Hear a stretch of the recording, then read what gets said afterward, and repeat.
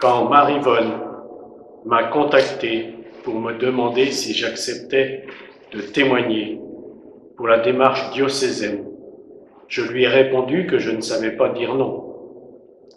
Mais quand j'ai découvert le thème « Frères » et le verset 29 de Jean, chapitre 10, « Mon Père qui me les a donnés est plus grand que tout, et personne ne peut les arracher de la main de mon Père. » Je me suis bien demandé par quel bout j'allais prendre les choses et si je n'allais pas regretter de ne pas avoir su dire non.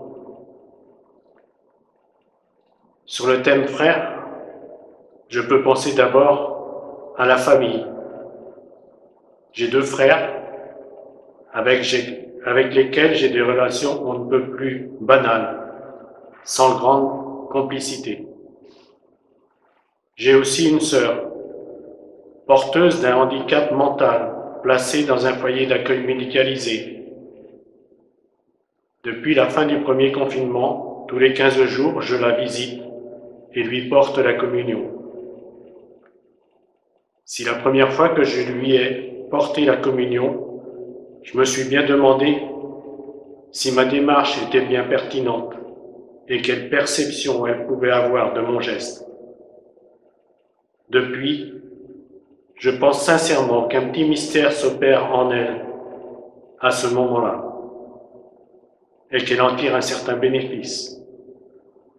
De même que lorsqu'elle pouvait assister à la messe dominicale avant cette période, elle y trouvait une sérénité intérieure et une joie de communier avec les autres paroissiens. C'est là qu'on découvre que Dieu prend soin des plus petits d'entre nous, même si, à première vue, ils n'ont pas toujours les moyens de l'exprimer, comme nous-mêmes n'avons pas toujours les mots qu'il faut.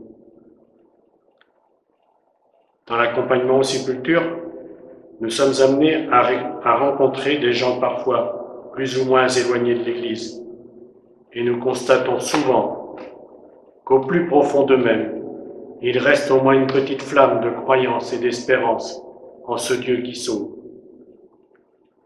C'est là que nous sentons bien que Dieu nous tient tous par la main et que lui ne lâche pas, même si parfois c'est nous qui avons la faiblesse de nous éloigner.